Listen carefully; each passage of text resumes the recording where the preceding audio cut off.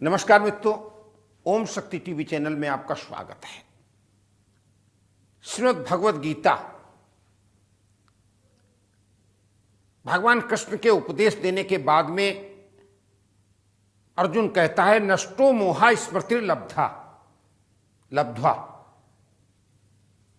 नष्टो मोहा स्मृति लब्ध्वा, मेरा मोह नष्ट हो गया और स्मृति बोध आ गया है।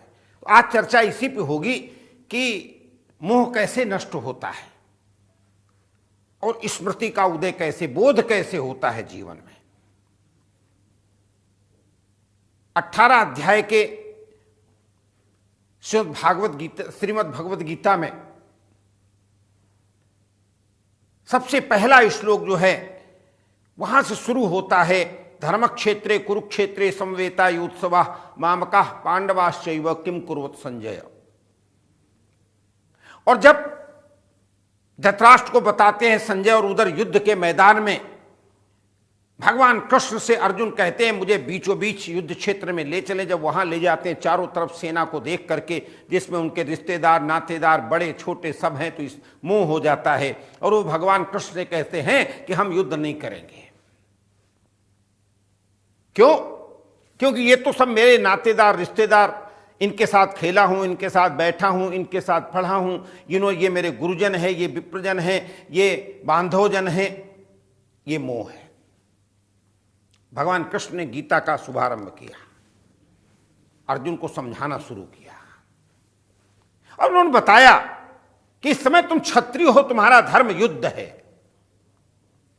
निष्धर्म तज कर बैठ रहना ये महादुष्कर्म है। न्यायार्थ अपने बंधु को भी दंड देना धर्म है। तुम्हारा धर्म क्या है? तुम क्षत्रिय हो, तुम्हारा धर्म है युद्ध करना। और अगर कोई अन्याय पे चलता है, देखना क्या है कि न्याय क्या अन्याय क्या है। पांडव न्याय पक्ष के थे, कौरव दुर्योधन अन्याय पक्ष के थे।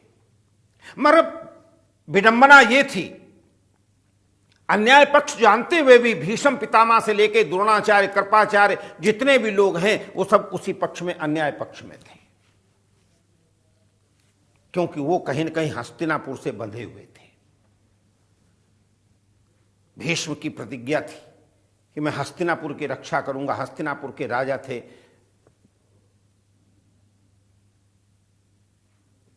उनकी रक्षा करूंगा। इस प्रकार से जब हस्तिनापुर का नाम आया तो निश्चित रूप से द्रोणाचार्य, कृपाचार्य सभी कोई दुर्योधन के ही पक्ष में युद्ध कर। और अर्जुन ने देखा तो उसे मोह हो गया। भगवान ने पूरी गीता सुनाई, ज्ञान कांड, कर्म कांड, सारे भक्ति कांड, सारे उदाहरण देकर। मनुष्य का जब मोह होता है ना, तो उसको कुछ दिखाई नहीं पड़ता, कुछ सुनाई नहीं पड़ता है।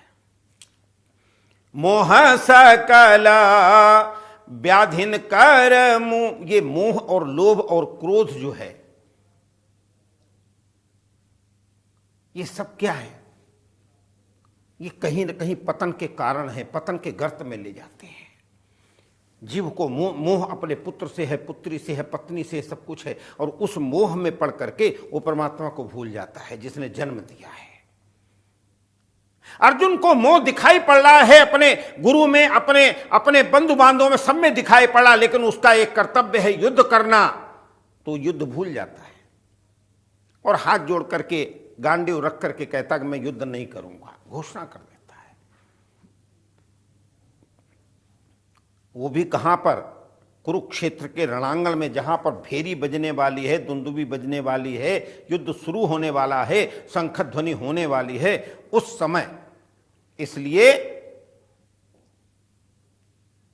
जब गीता सुनाई पूरे, और अंत में भगवान ने कह दिया, यत्र योगेश्वर कृष्ण यत्र पार। तुम समझ रहे हो कि ये सब मरने वाले हैं, नहीं, ये तो सब मरे हुए हैं, क्योंकि न तुम मार सकते हो न तुम जिंदा कर सकते हो, तुम्हारे हाथ में कुछ नहीं है, जो कुछ भी है परमात्मा के हाथ में है, मेरे हाथ में है।